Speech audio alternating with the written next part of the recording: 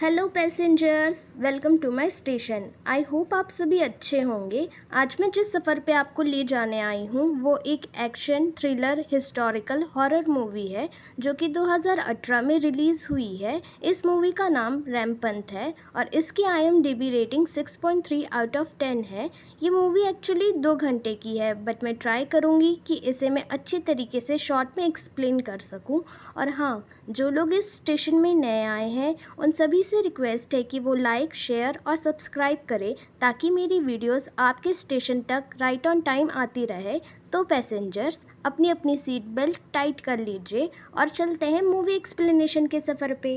Movie की starting में हमें एक शिप जलते हुए दिखाया जाता है जहां कुछ लोग उस शिप में फाइट कर रहे हैं, वहीं कुछ लोग बारूद और गन्स के बॉक्सेस को इधर से उधर शिफ्ट कर रहे हैं। बेसिकली यहाँ पे उस शिप को किसी से लूटा जा रहा है। उसी बीच हम देखते हैं एक आदमी नीचे पड़ा हुआ सामान उठा रहा होता है कि तभी इंसानों जैसे दिखने वाला मॉन्स्टर उस पर अटैक करता है और उस इंसान को काट लेता है। बाकी लोग ये देख के दोनों को छुड़ाने की कोशिश करते हैं और हम देखते हैं कि उस इंसान को ऐसे ही घाव के साथ वापस गांव ले जाया जा रहा है जहां उस आदमी की हालत कुछ सही नहीं रहती और वो सब कुछ अजीब सा देख रहा होता है और अजीब तरीके से उसे भूख लगने लगती है। फिर रात को उसकी हालत अब और भी ख़राब हो चुकी होती है और ये सब उस मॉन्स्टर के काटने के कारण हो रहा होता है।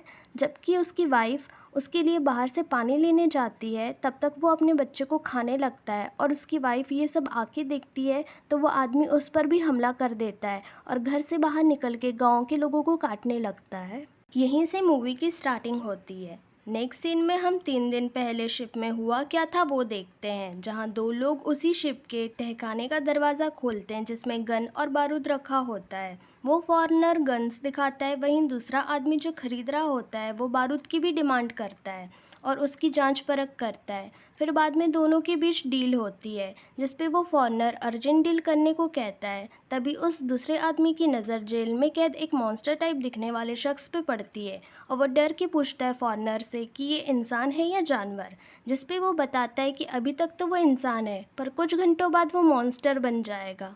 ये वही मॉन्स्टर है जो मूवी के स्टार्टिंग में हम उस इंसान को काटते हुए देखे थे। यानी 3 दिन बाद उस शिप में गन्स और बारूद की चोरी होने वाली थी जो हम स्टार्टिंग में ऑलरेडी देख चुके हैं। नेक्स्ट सीन में हम उस गन खरीदने वाले इंसान को एक जगह जाते हुए देखते हैं जहां और भी लोग मीटिंग कर रहे होते हैं गन्स और बारूद की। वो गन खरीदने वाला इंसान सामान दिखा रहा होता है कि तभी बाहर से आवाज़ें आती है और सब जैसे ही बाहर निकलते हैं कि उनको राजा के सिपाही घेर लेते हैं और यहाँ एंट्री होती है हमारे दमदार कैरेक्टर की जो राजा का मंत्री है और इस मूवी का विलन। नेक्स्ट सीन शिफ्ट होता है और हमें राजा का महल दिखाया जाता है जहां राजा हैरान होकर बंदूक देखता है और कहता है कि ये सब कहां से आया। तब मंत्री किम कहता है कि जेमुल्पो के विरोधियों ने अभी तक अपना मुंह नहीं खोला। एक्चुअली पहले सीन में जो पकड़े गए लोग उस मीटिंग में थे वो जेमुल्पो नाम के गांव से थे।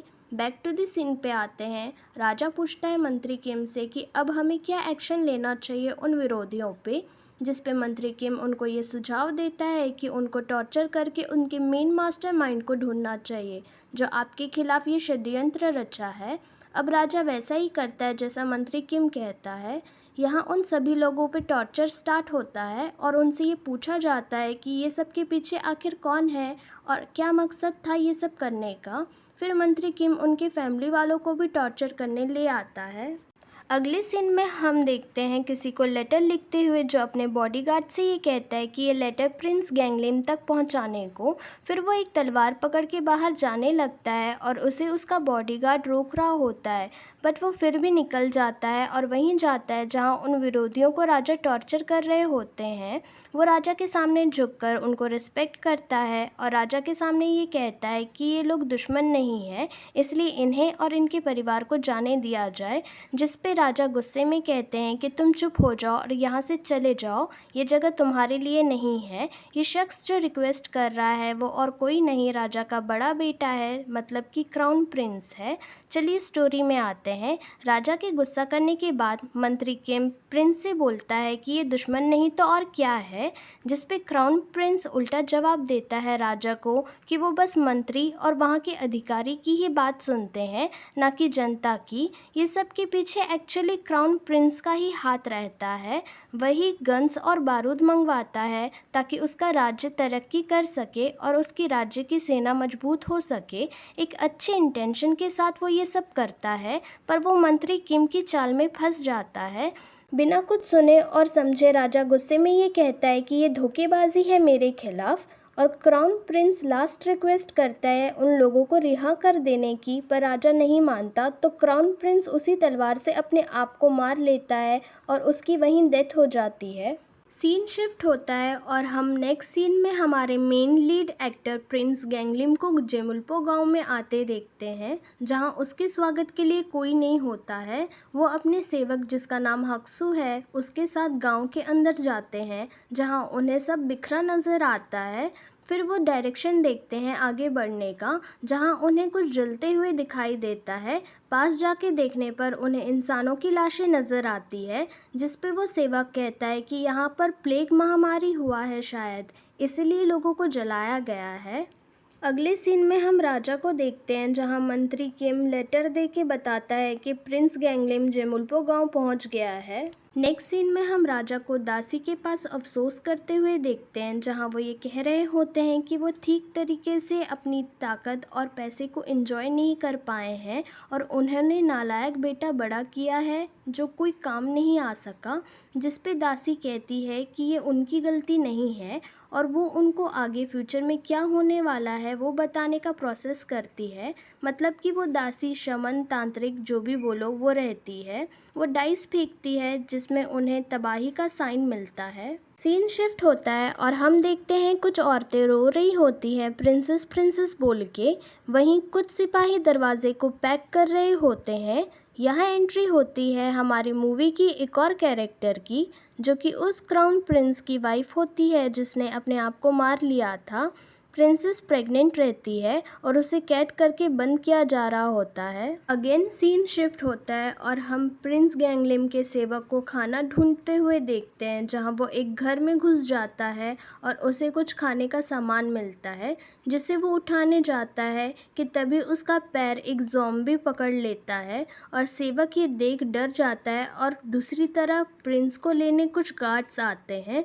तभी भागता हुआ सेवक प्रिंस से भूत भूत कहने लगता है और उन गार्ड्स को देख के शांत हो जाता है। प्रिंस उन गार्ड से बात करता है, जहां गार्ड्स ये बताते हैं कि उन्हें ये ऑर्डर मिला है कि वो प्रिंस को अपने साथ महल ले जाएं और माफ़ी भी मांगते हैं कि वो देर से वहां पहुंचे हैं। तब प्रिंस को उन गार्ड्स पे डाउट होता है और वो उल्टा उनसे सवाल करता है कि उसे लेने इतने लोग क्यों आए हैं, और अगर आए हैं तो उसका घोड़ा कहाँ है, क्या वो उसे ऐसे ही ले जाएंगे। फिर हंसकर कहता है कि तुम लोग दुश्मन हो जो मुझे यहाँ ख़त्म करने आए हो।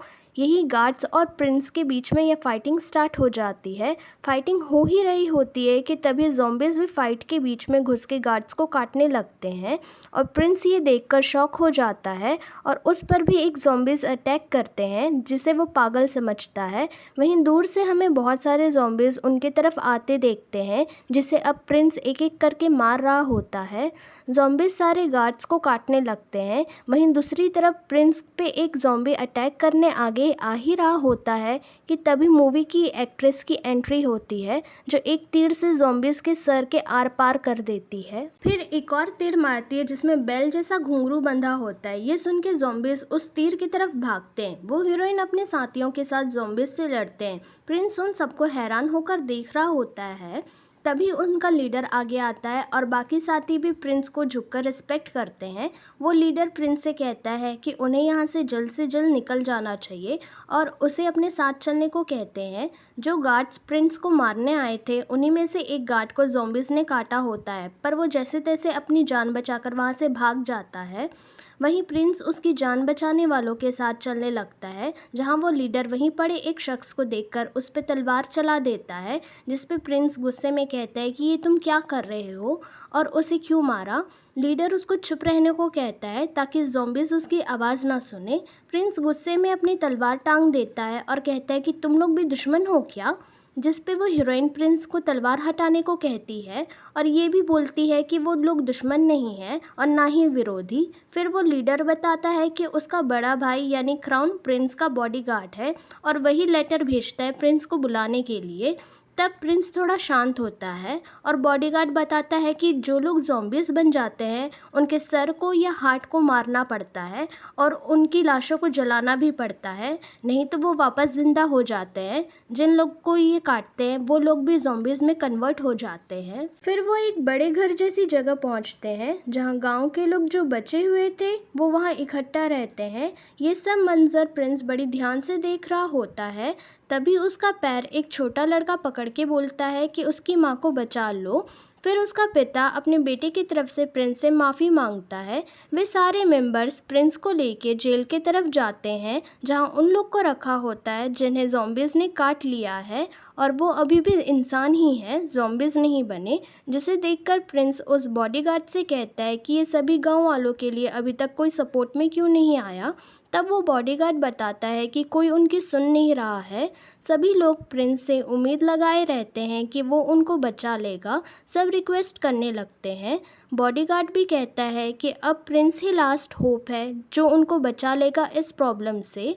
पर प्रिंस कहता है कि वो राजा बनने नहीं आया है और ये सब झमेले में नहीं पड़ना चाहता। वो सिर्फ महल जाके प्रिंसेस और उसके बच्चे को ले जाने आया है। फिर बाकी लोग रिक्वेस्ट कर ही रहे होते हैं और प्रिंस वहाँ से चला जाता है। बाद में वो मेंबर्स वहाँ बैठ के डिस्कस कर रहे होते हैं जिसमें वो हीरोइन कहती है कि ऐसे इंसान पे हम यकीन कैसे कर लिए कि ये हमारी रक्षा करेगा। यहाँ प्रिंस की बात हो रही होती है। वहीं दूसरी तरफ बॉडीगार्ड पूछता है कि राशन कितना बाकी है, जिस पे वो बोलते हैं कि कुछ खाने का सामान सड़ चुका है और अब थोड़ा ही राशन बाकी है। नेक्स्ट सीन में हम उसी गार्ड को देखते हैं जिसे ज़ॉम्बीज़ ने काट लिया था और वह ऐसे ही भाग गया था। वो भाग के पहुंचता है मंत्री किम के यहाँ जहां उससे पूछा जाता है कि उसने प्रिंस को जान से मारा कि नहीं, जिस पे वो गार्ड बताता है कि उसने खुद सबको मरते हुए देखा है। ज़ॉम्बीज़ की भी बात बताता है, बट यहाँ उसी की बॉडी में से अजीब सी स्मेल आ रही होती है और उसकी हालत कुछ सही नहीं नज़र आती। तभी मंत्री किम वो गार्ड से पूछता है कि उसे किसी ने काटा है या नहीं, जिस पे वो गार्ड हाँ कहता है। तब मंत्री किम एक अंडरग्राउंड तहखाने का दरवाज़ा उस गार्ड से खुलवाता है ये कह के कि उसके अंदर बहुत सारे पैसे रखे हैं। और वो गार्ड जैसे ही खोलता है वो दरवाजे को, तभी उसको उसी में धक्का मार देते हैं और वहाँ उसे बंद करके चले जाते हैं। मंत्री किम से उसका वफादार पूछता है कि वो समय आ गया है क्या, जिस पे मंत्री किम राजा की दासी को बुलाने को कहता है। यहाँ राजा की दासी मंत्री किम से मिलने वहीं जाती है जहाँ उस गार्ड को धक्का मारा गया था। दासी अंदर जाके आवाज़ लगाती है जहाँ वो देखती है कि वो तहखाने का दरवाज़ा खुला हुआ था। तभी बाहर से मंत्री का वफादार गेट लॉक कर देता है। उसी वक्त दासी पे वो ज़ॉम्बी अटैक करके उसे काट लेता है। सीन शिफ्ट होता है और हम नेक्स्ट सीन में मंत्री किम को राजा के महल में जाते देखते हैं जहां वो उस राजा की गद्दी को देखकर कहता है कि अब नई दुनिया की शुरुआत होने वाली है। नेक्स्ट सीन में हम प्रिंस को देखते हैं जो कि हीरोइन को घूर रहा होता है और उसके पास जाके पूछता है कि ये सब तुम क्यों बना रही हो और क्यों ज़ॉम्बीज़ को दिन में हम नहीं मार सकते, जिस पे हीरोइन कहती है कि वो बस रात को ही एक्टिव रहते हैं। यहाँ प्रिंस हीरोइन के साथ फ्लर्ट कर रहा होता है बट हीरोइन उसके बिहेवियर से चिड़ी हुई रहती है और वो प्रिंस को उकसाने वाली बातें करती है ये कह के कि तुम्हें शर्म आनी चाहिए कि तुम इस राज्य की प्रिंस हो। जिस पे प्रिंस कहता है कि अगर वो इन सबको इस प्रॉब्लम से निकाल देगा तो क्या वो उसके साथ दूसरी जगह चलेगी रहने। ये सुन के हीरोइन उसको घूर के देखती है और बिना कुछ कहे बाहर जाने लगती है। तभी एक आदमी दौड़ते हुए आता है और बोलता है कि जेल में उस छोटे लड़के को ज़ॉम्बीज़ ने पकड़ लिया है। ये सुन के हीरोइन और प्रिंस दोनों जेल की तरफ भागते हैं जहां हीरोइन उस लड़के को बचाती है, पर उस टाइम हीरोइन को भी दूसरा ज़ॉम्बीज़ अपनी ओर खींच लेता है जिसे प्रिंस अपनी तलवार से मार के हीरोइन की हेल्प करता है। नेक्स्ट सीन में हम राजा को दावत का मज़ा लेते हुए देखते हैं जहां वो दासियों के बीच खाना एंजॉय कर रहा होता है कि तभी राजा की फेवरेट दासी जिसे पिछली रात ज़ॉम्बीज़ ने काटा था उसे अजीब सा महसूस होता है और वो खून की उल्टी के साथ खांसने लगती है। हम उसे पूरे तरीके से एक ज़ॉम्बी बनते हुए देखते हैं और वो दासी ज़ॉम्बी में बदलते ही कहती है कि उसे राजा को मार के खाना है और वो तुरंत राजा पे अटैक करती है और काट लेती है। ये देखकर बाकी लोग छुड़वाने की कोशिश करते हैं। एक बॉडीगार्ड उस दासी को तलवार से मार डालता है। राजा ये सब देख के डर चुका था था और कहता है कि मैंने इस दासी के लिए इतना कुछ किया और आखिर में ये भी मुझे मारने आई। प्रिंस को हम अगले सीन में देखते हैं जहां वो गांव वालों की हालत देख के सोच में डूब जाता है और वही लेटर को देखता है जो उसके बड़े भाई ने मरने से पहले उसके लिए लिखा था। फिर वो रेडी होकर बाहर आता है जहां वो उस बॉडीगार्ड और हीरोइन से कहता है कि अब वो राजा के महल गांव वालों की तरफ से बात करने जाएगा और मदद के लिए अपने साथ बहुत सारे सेना को भी लेकर आएगा, जिसपे वो दोनों बोलते हैं कि हम भी चलेंगे क्योंकि रास्ते में बहुत सारे दुश्मन प्रिंस को मारने की कोशिश भी कर सकते हैं। प्रिंस मान जाता है और हीरोइन के कान में कहता है कि वो अपना प्रॉमिस ना भूले। हीरोइन बाकी गांव वालों से चिंता न करने को कहती है और ये भी बोलती है कि प्रिंस ने ये वादा किया है कि अब वो सब कुछ ठीक कर देगा और सबको बचा लेगा, जिसपे प्रिंस को सब उम्मीद भरी निगाहों से देखते हैं। प्रिंस कहता है कि हमें महल की ओर निकलना चाहिए जल्दी क्योंकि दिन ढलने लगा था। फिर वो दूसरे राज्य के बॉर्डर पे आते हैं जहां उन्हें नाव से सफ़र करके राजा के महल तक पहुंचना है, पर वहाँ बहुत सारे गेटकीपर तैनात रहते हैं जिनसे प्रिंस बात करने जाता है। वो गेटकीपर सिर्फ प्रिंस को ही जाने की परमिशन देता है, जिस पे प्रिंस पूछता है कि बाकी लोग उसके साथ क्यों नहीं जा सकते। गेटकीपर कहता है कि वो लोग जेमुल्पो गांव से हैं जहाँ बहुत सारे ज़ॉम्बीज़ हैं और उन्हें ऑर्डर मिला है कि उस गांव के किसी भी इंसान को आने जाने की पाबंदी है, जिस पे प्रिंस कहता है कि वो खुद भी वो उसी गांव से आया है तो वो तो इन्फेक्टेड नहीं है। वो गेटकीपर को एक बार रिक्वेस्ट करता है ये कह के कि उसने गांव वालों को प्रॉमिस किया है, बट फिर भी गेटकीपर टस से मस नहीं होता। प्रिंस ये डिसीजन लेता है कि वो खुद अकेला जाएगा राजा से बात करने। यही चीज़ फिर वो बाकी लोगों को बताता है और उसका इंतज़ार करने को कहता है, जिस पे बॉडीगार्ड प्रिंस को बोट तक छोड़ने जाता है और ये बताता है कि राजा इतनी आसानी से आपको सेना नहीं देगा, जिस पे प्रिंस कहता है कि वो डायरेक्टली राजा से ही बात करेगा। फिर वो बॉडीगार्ड उसे ये राज बताता है कि उसका बड़ा भाई यानी क्राउन प्रिंस ने उसके फॉलोअर्स और उनकी फैमिली की जान बचाने के लिए अपने आप को सेक्रीफाइस किया था क्योंकि वो मंत्री किम और उसके 6 साथियों के षड्यंत्र में फंस चुका था। प्रिंस ये सुन के शॉक हो जाता है। नेक्स्ट सीन में हम मंत्री किम और उसके 6 साथियों को बैठकर बातें करते देखते हैं जहां वो महल में जो इंसिडेंट हुआ था वो डिस्कस कर रहे होते हैं कि कैसे दासी ज़ॉम्बी बन गई थी एंड ऑल। कि तभी मंत्री किम का वफादार वहां मंत्री को बताता है कि दूसरे राज्य के बॉर्डर पे जेमुल्पो गांव के कुछ लोगों के साथ प्रिंस को देखा गया है और वो अभी भी जिंदा है और कल प्रिंस राजा के महल आने वाला है। सीन शिफ्ट होता है और हम प्रिंस को राजा के महल में देखते हैं जहाँ वो राजा को झुककर रिस्पेक्ट करता है और राजा उससे पूछता है कि क्या उसे आने में कोई तकलीफ़ हुई, जिस पे प्रिंस उन ज़ॉम्बीज़ के बारे में बताता है कि कैसे वो बचकर यहाँ तक पहुँचा है और जेमुल्पो गांव की हालत भी बताता है। हम देखते हैं कि राजा की बॉडी में नसें थोड़ी सी काली नज़र आती है, मतलब कि इन्फेक्शन फैल रहा होता है। बैक टू द सीन पे आते हैं। ये सब सुन के वहीं खड़ा एक मंत्री कहता है कि ये उन गांव वालों की चाल है, विरोधियों ने बस जनता को डराने के लिए सारी अफवाहें फैलाई है। ये सुन के प्रिंस बौखला जाता है और कहता है कि वो खुद ज़ॉम्बीज़ को अपनी आंखों से देखा है और राजा से रिक्वेस्ट करता है कि उसे कुछ सेना गांव वालों को बचाने के लिए चाहिए ताकि उन ज़ॉम्बीज़ को जड़ से ख़त्म कर सके। तब राजा मंत्री किम से राय मांगता है और यहाँ प्रिंस पहली बार मंत्री किम से मिलता है और कहता है कि ओहो, तो तुम ही हो वो इंसान जो सबको अपने इशारों पे नचा रहे हो। पास जाकर उसके कान में कहता है कि कैसा लगा मुझे ज़िंदा देखकर। फिर प्रिंस राजा से सेना मांगता है कि तभी राजा कहता है यहाँ तुम क्यों आए हो, मेरी राजगद्दी पे हक जताने। ये सुन प्रिंस दंग रह जाता है और जवाब में कहता है कि वो यहाँ उसके बड़े भाई की आखिरी ख्वाहिश पूरी करने आया है, जो कि प्रिंसेस और उसके होने वाले बच्चे को अपने साथ कहीं दूर लेकर जाने। उसका कोई दूर दूर तक मकसद नहीं है राजा बनने का, तो इस बारे में ज़्यादा ना सोचे। राजा प्रिंस के सामने आकर पूछता है कि उसे भी ऐसा लगता है कि उसके बड़े भाई को मैंने ही मारा है, और यहाँ हम राजा की हालत ख़राब होते हुए देखते हैं। प्रिंस बिना कुछ कहे वहाँ से चला जाता है। हम प्रिंसेस को अगले सीन में देखते हैं जिसे मिलने प्रिंस आता है, जो बंद दरवाजे को तोड़ देता है और प्रिंसेस को अपने साथ चलने को कहता है, पर वो जाने से मना करती है। फिर प्रिंस अपने बड़े भाई का लेटर दिखाता है जिसे देख प्रिंसेस रोने लगती है और यहाँ हम प्रिंस को फ्लैशबैक में जाते देखते हैं जहाँ वो अपने बड़े भाई को देखता है जो कि उस टाइम उसके लिए वही लेटर लिख रहा होता है। प्रिंस ये सब महसूस करके दुखी होता है।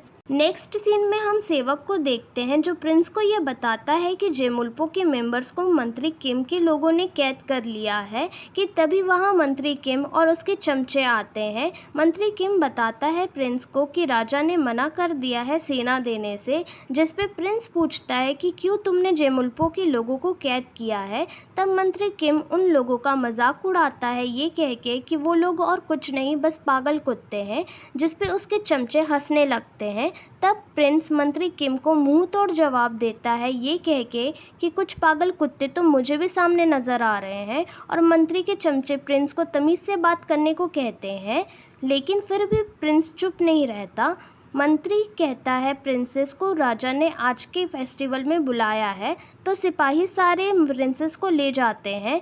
फिर मंत्री किम प्रिंस से बोलता है कि अगर तुम्हें राजा नहीं बनना तो तुम रिटर्न क्यों आए हो, चले जाओ यहाँ से, इससे पहले देर हो जाए। ये कह के मंत्री जाने लगता है और वो एक सिपाही से प्रिंस को ये संदेश देने को कहता है कि राजा को ज़ॉम्बी ने काट लिया है। प्रिंस समझ जाता है कि अब राजा की जान खतरे में है और वो कभी भी इन्फेक्शन बाकी लोगों में भी फैल सकता है। वहीं दूसरी तरफ अगले सीन में फेस्टिवल शुरू हो जाता है जहाँ कुछ रिचुअल्स भी होते हैं जिसे राजा पूरा करता है। वहीं प्रिंस उस वैद्य के पास जाता है जो राजा का इलाज करते हैं और वो वहाँ पर पूछता है कि राजा की हालत कैसी है, जिस पे वो वैद्य पूरी बात बताता है कि जिस औरत ने राजा को काटा था वो इन्फेक्टेड थी और अब ये राजा तक भी फैल जाएगा। प्रिंस जल्द से जल्द राजा को बचाने निकलता है और रात होने ही वाली थी। सेवक प्रिंस को किसी भी झमेले में पड़ने से रोकता है और याद दिलाता है कि उसे बस प्रिंसेस को सही सलामत बाहर निकालना है। वहीं दूसरी ओर फेस्टिवल का प्रोग्राम स्टार्ट होता है। हम राजा की भी हालत देखते हैं। जश्न चल ही रहा होता है कि इन सब के पीछे साइड एक जगह में ज़ॉम्बीज़ 2 लोगों पे अटैक कर देते हैं। यहाँ रात हो चुकी थी और हम देखते हैं कि बहुत सारे ज़ॉम्बीज़ लोगों को काटने लगते हैं और पूरी जगह से ज़ॉम्बी बाहर आने लगते हैं। वहीं दूसरी तरफ प्रोग्राम में सभी का ध्यान होता है। हम राजा को भी ज़ॉम्बी बनते देखते हैं और वो स्टेज में जाकर उस डांस करने वाली लड़की पे अटैक कर देता है और उसका खून पीने लगता है। ये देख सभी दंग रह जाते हैं। बाकी लोग राजा को हटाने लगते हैं। प्रिंस भी तब तक वहाँ पहुँच गया था और वो अपने ही पिता को यानी राजा को ज़ॉम्बी के रूप में देखता है। आखिरी बार राजा भी प्रिंस को इमोशन के साथ देखता है कि तभी मंत्री किम पीछे से राजा की पीठ पे तलवार घुसा देता है और राजा की डेथ हो जाती है। ये सब देखकर हर कोई हैरान हो जाता है। प्रिंस तो सदमे में खड़ा बस देखता ही रह जाता है। क्या प्रिंस सबको बचा लेगा? आखिर कैसे ज़ॉम्बीज़ का खात्मा होगा और मंत्री किम को उसकी गलतियों की सज़ा मिलेगी भी या नहीं? सारे सवालों का जवाब आपको इसी मूवी के पार्ट 2 में मिलेगा। सो पैसेंजर्स, मैं आप सभी से मिलती हूँ अगले एंडिंग पार्ट में। तब तक के लिए stay tune to my junction.